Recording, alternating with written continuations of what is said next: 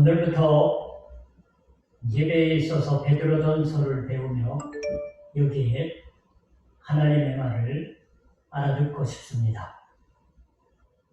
이 편지의 저자는 사도 베드로로 되어 있습니다. 그러나 역사적 사실로서 베드로가 썼던 것인지 그렇지 않으면 딴 사람인 것인지에 관하여는 지금도 논의가 있습니다. 아마 오늘날의 학자들 사이에 가장 온당한 결론을 말하면 이건 사도 베드로 바로 그 사람이 썼다고 하기보다는 베드로가 써 보내고 싶어 하는 것을 실로아노가 문장화한 것이다라고 생각되어지고 있습니다. 이 실로아노라는 이름은 5장 12절에 이렇게 쓰여져 있습니다. 내가 신실한 형제로 아는 실로아노로 말미암아 너에게 간단히 써서. 이 실로아노라는 사람은 사도행전이나 바울의 편지 속에도 나오는 사람으로 실라라는 이름으로 쓰여지고 있습니다. 그리스적인 말이죠. 실라. 이 사람은 실로아노는 베드로와는 달리 그리스어에 능란했다고 생각되어지고 있습니다. 베드로는 갈릴리의 어부 출신이니까 어쨌든 외국어인 그리스어를 잘 알고 있었다고는 생각할 수 없는 것입니다. 그런데 그런 거에 대해서 이 실로아노는 대단히 뛰어난 그리스어의 문장가였다고 추측되고 있어서 그 실로아노의 손에 의해서 신약 성경 안에서 가장 아름다운 문장의 하나라고 말해지는 베드로전서가 태어났다고 생각되는 것입니다. 이 편지가 쓰여진 장소는 어디였을까요? 5장 13절을 읽으면 택하심을 함께 받은 바빌론에 있는 교회가 너에게 문안하고 내 아들 마가도 그리하느니라 라고 쓰고 있습니다. 이 마가라 하는 사람이 어떤 사람인지는 나중에 조금 언급하게 되겠지만 바벨론에 있는 교회, 근데 원문에는 교회라는 말은 없습니다. 단지 정관사, 여성, 축격이 있기 때문에 영어 성경은 허라고 번역을 하고 있어요. 바벨론에 있는 일본어 성경은 사람들이라고 번역하고 있는데 복수형도 아닙니다. 단수. 이 바벨론에 있는 허라는 것은 이른바 팔레스티나에서부터 더 북동쪽에 있는 바벨론 바로 그것이다고 하는 의미가 아니라 요한계시록 등에도 그러한 의미로 사용되고 있는 것처럼 당시의 세계의 중심이었던 로마를 가리키는 것이라고 이해되고 있습니다. 이 로마에 아마 바울도 갔었던 것은 확실합니다. 사도행전도 또한 그 점을 분명히 이야기하고 있습니다. 전설에 의하면 베드로도 로마에 갔었습니다. 여러분은 폴란드의 작가 시엔키비치가 쓰고 영화도 된 쿠오바디스라는 유명한 소설이 기억날지도 모르겠습니다. 로마에서 바울 및 베드로가 서로 전후에서 순교했다고 전해지고 있습니다. 바울은 일설에 의하면 이미 62년에 순교했다고 말해집니다. 베드로는 그 2년 후인 64년에 이것도 우리가 잘 아는 황제 네로에 의한 그리스도인 박해가 있었던 때에 붙잡혀서 베드로 자신이 스스로 원해서 십자가에 거꾸로 달려서 죽었다고 전해지고 있습니다.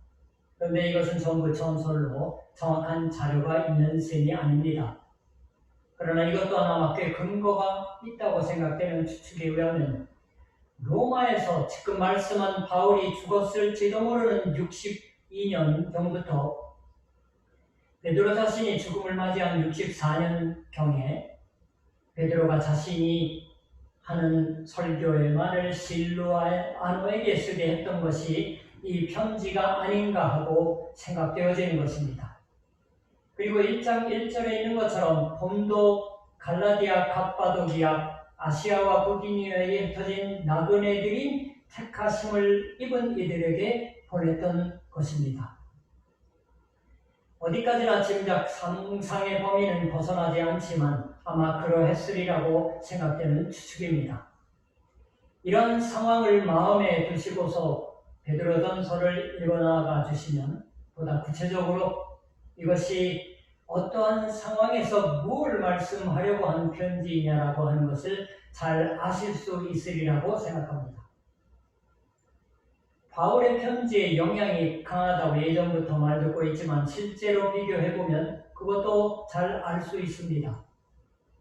아마 바울의 편지에 영향을 받았다고 하는 것도 있지만 또한 베드로와 바울은 예전부터 친했던 것으로 인물력 또한 로마에 있어서 종종 행동을 함께하고 혹은 기고를 함께 했다고 추측할 수도 있겠죠.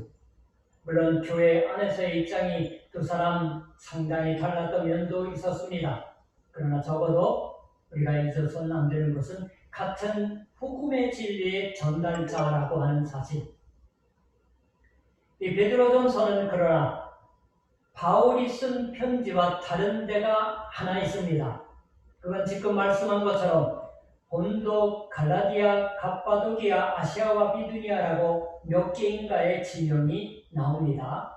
바울의 편지는 로마서, 고린도서, 갈라디아서라고 부르는 것처럼 대체로 하나의 지역 교회에 보내어 쓴 편지입니다. 그러나 이 베드로전서는 분명히 한 지역 교회가 아니라 이 꽤 넓은 지역에 흩어져 있는 각 교회에 보내졌다고 하는 것입니다. 오늘날의 터키, 소아시아 지방의 지도를 마음에 떠올려 주시면 아실 수 있다고 생각하지만 그 대부분 예를 들면 남쪽과 동쪽의 부분을 제외한 거의 전체의 지방이 이 지명에 포함되어 나타납니다. 거기에 한 교회가 있었던 것이 아니라 합해서 몇 개의 교회가 있었는지 알 수는 없지만 작은 교회가 각 지역의 정제에 있었습니다. 어째서 이런 순서로 쓰여져 있는 것인지 이것도 몇 사람인가의 학자가 입을 모아서 추측하는 것은 아마 이 편지를 들려보내진 사자가 여기 써있는 순서대로 각 교회를 방문했던 것이 아닐까라고 말합니다. 이 편지를 들려보내진 사자가 혼자였었는지 복수의 사람이었었는지 알 수는 없습니다. 어쨌든 지도를 조사하면 더듬어 걸은 여행의 루트를 대개 찾을 수는 있습니다. 교통 불편한 토지입니다. 오늘날도 이 지방은 그렇게 교통이 편리하다고는 말할 수 없을지도 모릅니다. 언제쯤이었던 것일까요? 이 편지를 들려보냈던 시절이 오늘날도 어떤 사람은 봄에 부활절을 맞이하는 계절을 상상합니다. 부활절을 맞이하기까지 각 교회를 이 편지를 지니고서 차례차례로 방문해서 읽어 들려주고서 걸은 한 사람 혹은 두 사람의 사자의 모습을 상상해 주시면 좋습니다. 편지를 건네주고 다른 교회로 갔던 게 아니에요. 편지를 한 통 가슴에 품고 도착해서 읽어주고 조금 시간적인 여유를 요청받으면 그 교회 사람들이 필사를 할 때까지 기다렸겠지요. 그리고 다음 지역으로 여행하는 그러한 모습을 상상하시면 좋습니다. 사도 베드로로부터의 편지입니다. 사도, 이는 예수 그리스도를 똑똑히 눈으로 본 사람, 그 말을 직접 들은 사람이라고 할 수 있습니다. 예수 그리스도의 십자가의 죽음을 눈앞에 보았다고 하는 사람, 예수 그리스도의 부활 후에 텅 빈 무덤을 들여다본 사람이라는 의미입니다. 그 한 사람인 베드로가 주 예수 그리스도의 말, 아니 예수 그리스도 바로 그 자체인 진리를 베드로전서에 말씀하고 있는 그것이 사도 베드로로부터의 편지라는 것입니다. 그 편지를 사자가 품속에 넣고서 교회를 찾아다닙니다. 여기 보면 각 교회라고 하지 않고 흩어져서 사는 나그네들인 택하심을 입은 이들이라고 쓰고 있습니다. 베드로전서의 하나의 특징은 바울의 편지 속에 반복되고 있는 교회라는 말은 하나도 사용하고 있지 않습니다. 아까 말씀드린 것처럼 5장 13절에 나오는 바벨론의 교회라고 할 때 교회라고 하는 말은 원문에는 없습니다. 게다가 베드로는 교회라는 말을 한 번도 사용하지 않으며 역시 그리스도의 교회에 관하여 말씀한 편지로서 알려집니다. 그 교회를 부르기 위해서 최초로 사용한 베드로의 말이 흩어져서 사는 나그네들인 택하심을 입은 이달이라는 말입니다. 세 번역으로 말씀드렸어요. 그 이유는 조금 이따 설명드릴게요. 이 흩어진이라는 말은 여러분도 들으신 적이 있을지도 모르지만 그리스어를 그대로 말하면 디아스포라라는 말입니다. 이건 원래는 유대 사람들이 자신의 나라인 유대 나라를 떠나서 여러 가지 이유가 있었던 것이겠지만 딴 나라에 가서 생활하고 있는 그 상태를 부르는 말이 디아스포라입니다. 각지에 흩어져서 살아가고 있는 유대인의 모습을 나타내는 말입니다. 흩어져서 사는 나그네들이라고 번역되어 있는 말은 이 말 그대로여서 자신의 본래 살고 있던 것이 아닌 곳에 산다고 하는 의미가 됩니다. 진정한 거처가 따로 있고 여기는 임시의 거처밖에 아니다라고 하는 의미에서 디아스포라, 흩어져 살고 있다라고. 이 흩어져 사는 나그네들이라는 것은 무엇보다 유대인을 말한다고 이해할 적도 있습니다. 베드로도 유대인입니다. 말할 것도 없이 주 예수 그리스도도. 베드로는 특히 유대인 그리스도인을 위해서 일한 사도였다고 말할 수 있으므로 유대인으로 세례를 받고 교회원이 되어 있는 사람들이 각지에 흩어져서 생활을 하고 있는 그것을 가리키는 것이라고 생각할 수도 있을 터입니다. 흩어져 사는 나그네들이라는 표현이. 그러나 그것은 아마 올바르지 않으리라고 저는 생각을 해봅니다. 모든 그리스도인 전체를 말한다고 생각합니다. 따라서 본도라면 본도, 갈라디아라면 갈라디아에 태어나 자라서 그 토지의 사람임에도 불구하고 거기서 세례를 받았다면 그 사람에게 있어서 그 토지는 흩어져 사는 나그네인 유대인에게 있어서와 마찬가지의 의미가 된다라고 하는 것을 말하고 있습니다. 신앙을 갖고 있다고 하는 것은 설령 태어난 고향에서 세례를 받는다고 하는 것이어도 그 태어난 고향에서부터 떠난다고 하는 것을 의미하는 것이다라고 베드로는 잘라 말합니다. 이것은 베드로에게 있어서도 하나의 구체적인 체험이었음에 틀림없겠지요. 베드로는 갈릴리 호반에 보입니다. 갈릴리의 호숫가가 태어난 고향이었다고 생각합니다. 호숫가에 있으며 어부를 하고 있던 베드로가 예수를 만나 그물을 버리고 집을 버리고서 나를 따라오라는 말씀을 듣고서 고향을 떠났습니다. 그런데 얼마 안 있어 3년이지만 베드로는 예수를 버립니다. 주 예수께서 십자가에 달리셨을 때 이젠 이 센세이는 따라갈 수가 없다고 생각했습니다. 아니, 그럴 상황이 이제 아니게 되었다라고? 난 이 사람에게는 관계가 없는 것이다라고 조차 우겨대고서 그리고 어떻게 했냐고 하면 고향으로 되돌아갔습니다. 모든 걸 버리고 나를 따라오라고 하는 말을 듣고서 주 예수를 따라가 침식을 함께 하면서 베드로는 아직 정말로는 고향을 버리고 있지 않았던 것입니다. 고향에서부터 떠나고는 있지 않았습니다. 즉 어디를 걸어 다니고 있든지 내게 있어서는 저 갈릴리가 고향이요 거기에 돌아갈 곳이 있는 것이다 하고 계속 생각하고 있었다. 그동안은 실은 주 예수를 알 수 없었다라고 말해도 좋을 테지요. 주 예수를 따르면서 주 예수를 따르고 있다고 하는 것이 어떤 것인지 알고 있지 않았던 셈입니다. 그리고 재차 다시 살아나신 예수님을 만나 3번이나 네가 나를 사랑하느냐고 물어줘서 주께 대한 사랑을 새삼 고백하고 주를 따를 결의를 새롭게 했습니다. 그때 비로소 베드로는 갈릴리를 떠났다고 말할 수 있어요. 육체적으로만이 아닙니다. 영에 있어서 갈릴리를 버렸습니다. 믿음을 갖는다고 하는 것은 주 예수 그리스도를 따르는 것이고, 주 예수 그리스도를 따른다고 하는 것은 길을 떠나는 것, 나그네 길을 떠나는 것을 말합니다. 그 의미에서 고향을 버린다고 하는 것이었던 것입니다. 이렇게 해서 베드로는 겨우 완전히 고향 갈릴리를 버리고 로마로까지 향해 갔습니다. 사도라는 말이 실제로 지니고 있던 하나의 의미는 정주를 하지 않는다는 그런 말입니다. 사도는 모두 돌아다닌 사람이에요. 주께 보내심을 받은 사도로서 자기 자신이 온 세계를 찾아다닌 사람이 사도예요.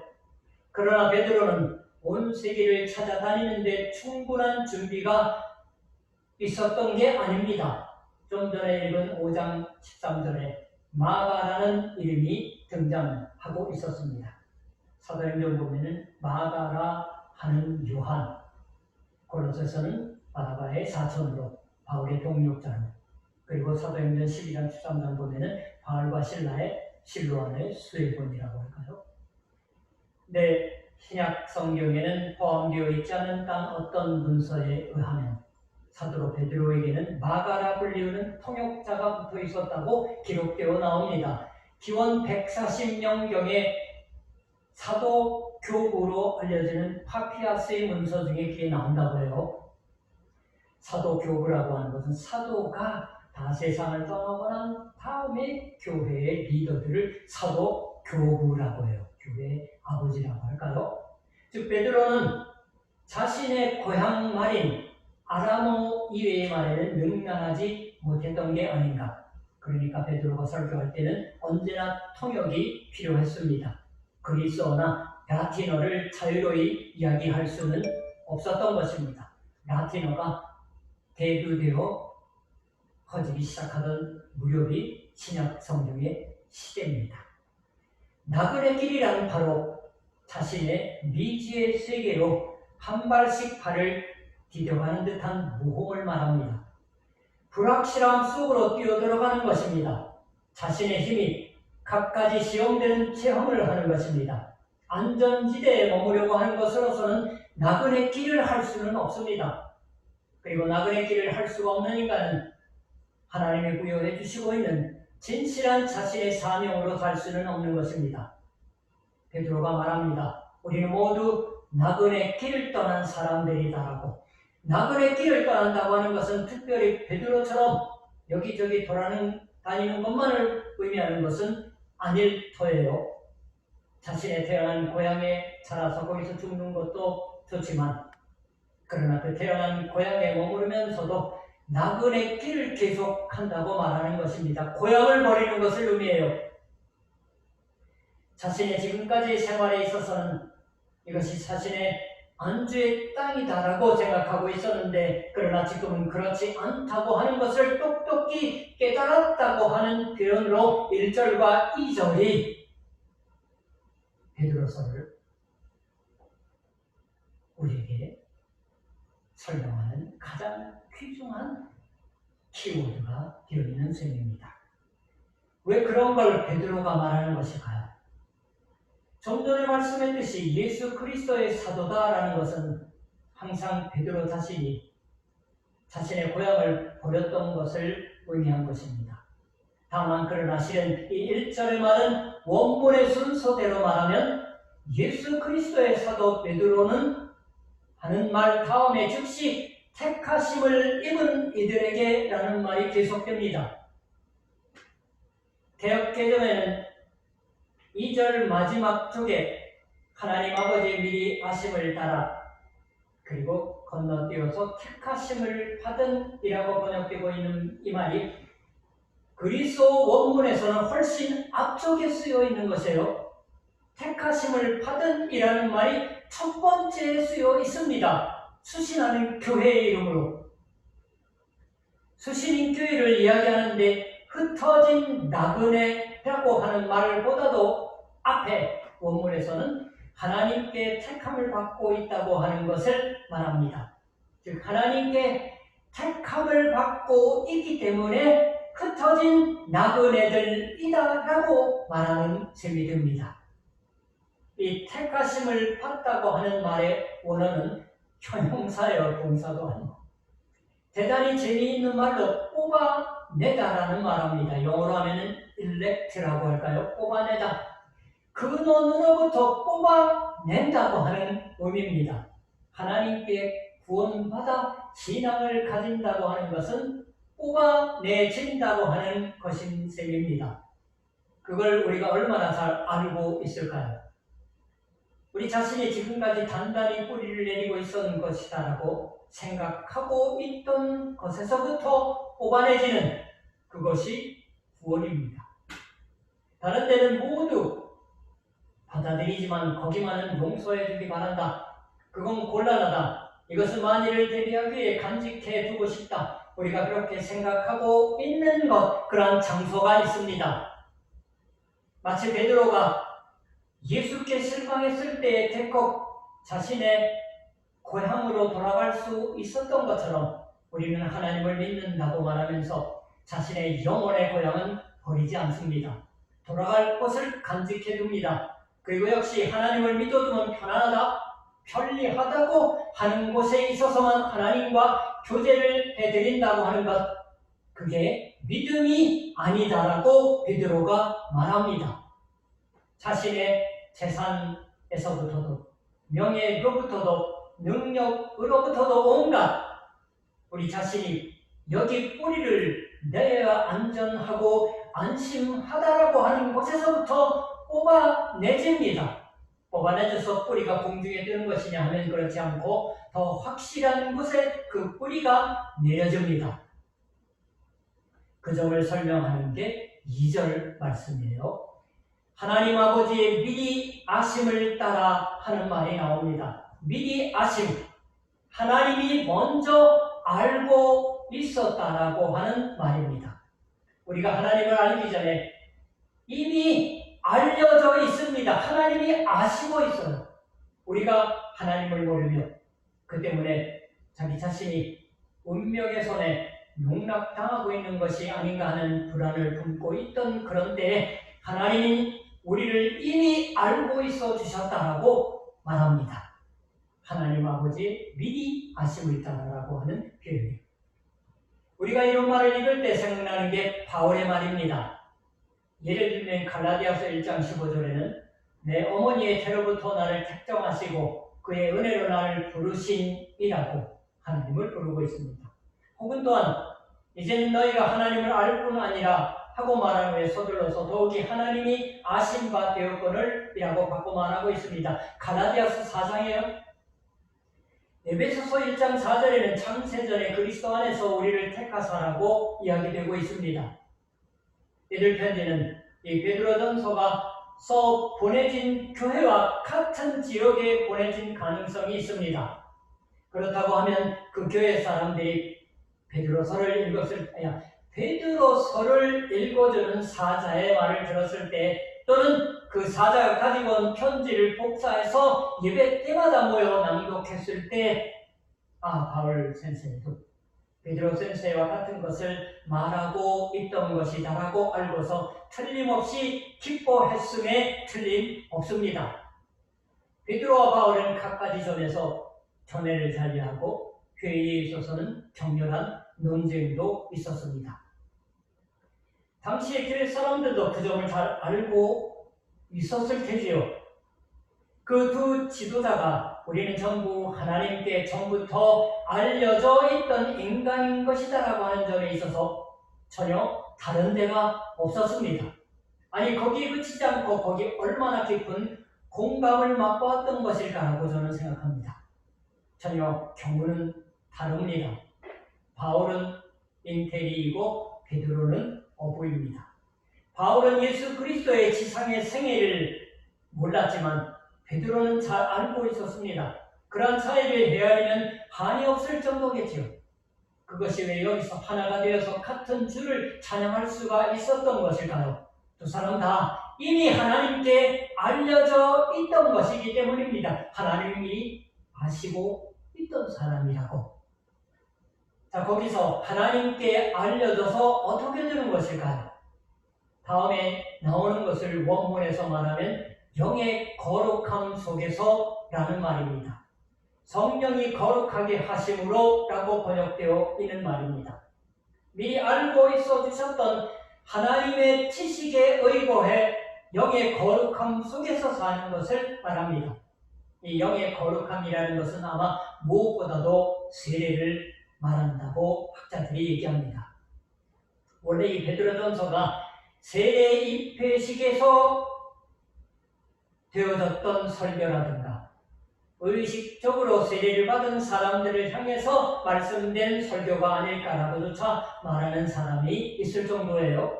그건 불확실하지만 그처럼 추측될 정도의 말씀이 이제부터 우리가 배워가게 됩니다. 영으로 말미암아 거룩해진다고 하는 것은 영의 힘 덕분에 완전히 하나님의 것으로 삼아진다 라고 하는 의미가 됩니다. 하나님의 것이 완전히 되는 것입니다. 하나님이야말로 무엇보다 소중한 분이심을 깨닫기 시작한다고 하는 의미의 말입니다. 그리고 순종함과 예수 그리스도의 핏부림을 얻기 위하여 라는 말이 그 다음에 나옵니다. 출애굽기 24장을 읽으면 거기서 저 모세가 시내산에서 하나님과의 사이에 새 계약을 맺습니다. 그때 수송아지 피가 흘려져서 그 피가 백성에게 뿌려졌다라고 쓰여 있습니다. 24장 8절에요. 모세가 그 피를 가지고 백성에게 뿌리며 이르되 이는 여호와께서 이 모든 말씀에 대하여 너희와 세우신 언약의 피니라. 이것이 아마 이 베드로의 말의 배경에 있는 것이 아닐까라고 말해집니다. 순종함과 예수 그리스도의 핏부림을 얻기 위하여라고 하는 말씀의 배경이에요. 그리스도의 피가 뿌려집니다. 하나님과 하나님의 백성으로 삼아진 자의 사이에서 하나님의 의는 변하지 않는다고 하는 약속이 주고받아지는 것이 계약이요 언약인 것이에요. 그 약속이 확실한 것이다라는 표시로 수송아지의 피가 하나님의 백성이 된 사람들에게 뿌려졌다고 하는 것이 출애굽기 24장의 말씀입니다. 근데 그게 어떠한 것을 말하는 것일까요?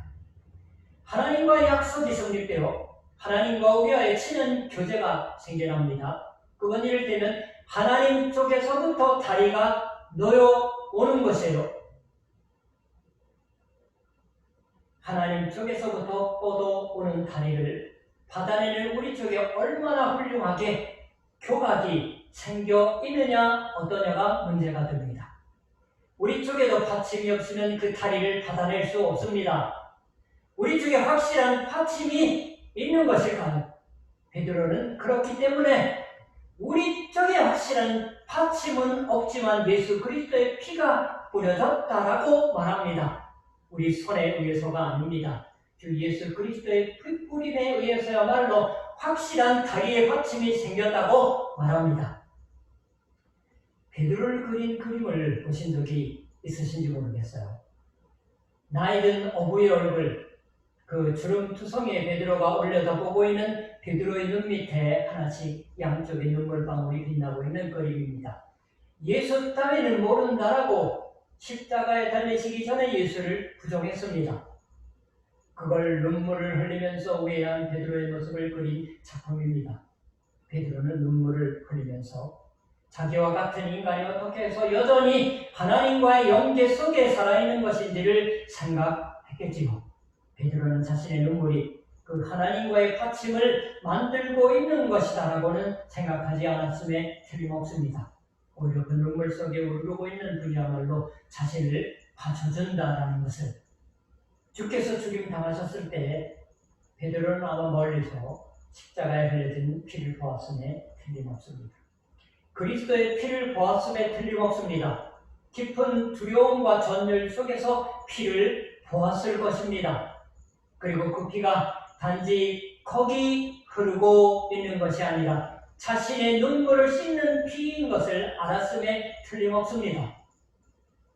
자신의 눈물이 흘려진 그 진실이 아니라 우리가 회개한 그걸 더 중요시하는 바가 있는데 자신에게 눈물을 흘리게 하시는 그 예수 그리스도의 피의 진실, 그 피 속에 넘치고 있는 하나님의 변하지 않는 진실이 스스로를 받쳐주고 있다고 믿었던 것입니다. 그리고 거기서 우리는 주 예수 그리스도를 따르는 것이다라고 말합니다.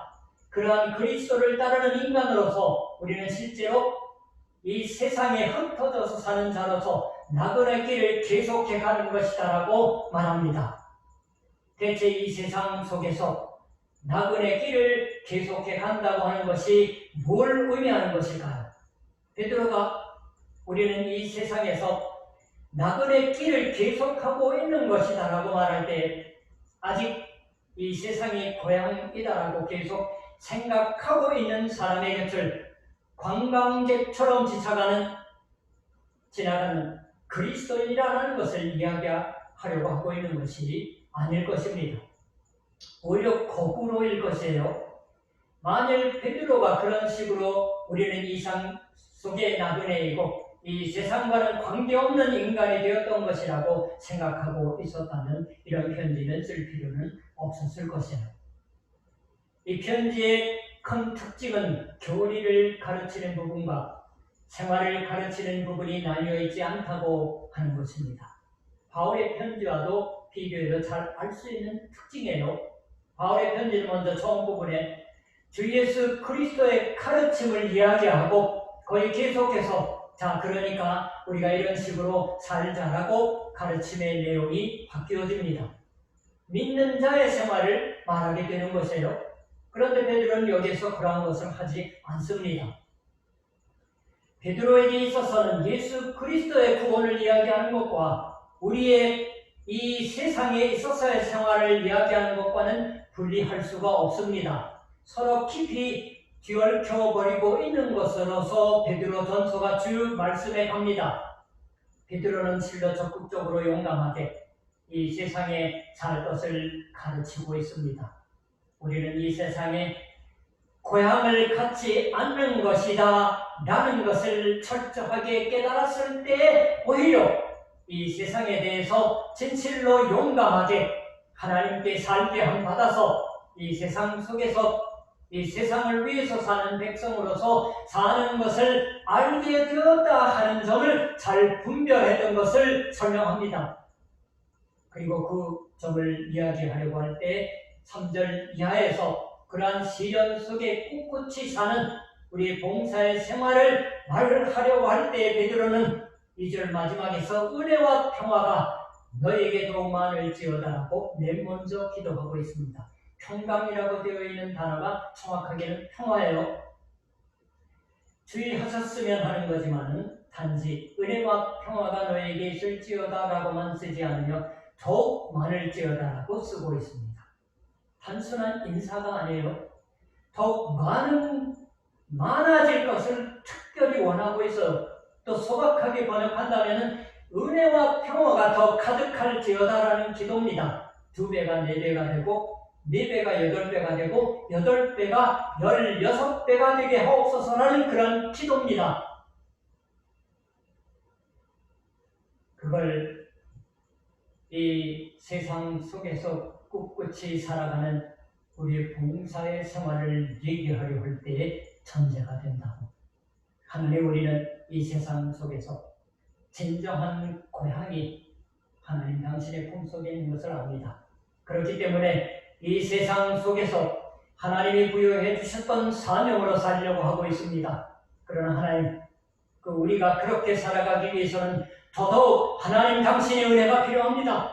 당신의 평화가 필요합니다. 달리 아무것도 필요 없습니다. 그러나 당신의 은혜가 더더욱 필요합니다. 이것만은 더 많이 없으면 곤란합니다. 난처합니다. 그렇게 기도하며 원하고 있는 셈이에요. 우리를 위해서 기도해 줍니다.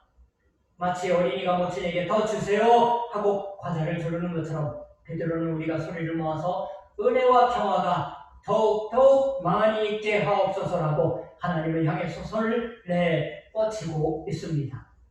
좀 전에 시편 90편을 교동문으로 읽었습니다. 자신이 죽어야 할 것을 하나님 앞에 똑똑히 승인하는 노래입니다. 그러나 그 최초에 이렇게 찬송합니다. 주는 대대에 우리의 거처가 되셨나이다. 산이 생기기 전 땅과 세계도 주께서 조성하시기 전 곧 영원부터 영원까지 주는 하나님이시니이다. 이 영원한 하나님 안에 우리가 거한다라고 찬송합니다. 지상에 살아가면서 우리는 하나님 안에 우리의 거처가 정해졌다고 찬송을 하는 우리입니다. 그 때문에 그리스도에는 용감하게 언제나 소망을 품고서 염려 속을 꿋꿋이 살아가는 존재를 의미합니다. 우리의 거처는 하나님 안에 있다고 계속 찬송하면서 사는 여러분과 되시기를 축원합니다. 기도하겠습니다. 우리 주 예수 그리스도의 아버지 되신 하나님, 우리는 더욱 하나님의 품속 위에 고향으로서 의지할 곳이 있다고 하지 않게 도와주시옵시고, 만일 그처럼 우리가 더욱더 소중히 우리의 고향을 소지고 있는 생각이 있다면 그 손을 뿌리치게 하여 주시고, 거기로부터 뿌리를 뽑아내서 하나님의 은혜와 평화 속에 완전히 뿌리를 내릴 수가 있게 하여 주시옵소서. 그러할 때 우리에게 있어서 사는 것도 죽는 것도 전부 하나님을 우리의 거처로 삼는 행위가 되는 축복인 것을 위로와 더불어 깨달을 수 있게 하여 주시옵소서. 그 당신의 진리를 굳건히 맛보는 이제부터의 우리의 인생을 이끌어 주시옵소서. 감사드리며 우리 주 예수 그리스도의 이름으로 기도드립니다. 아멘.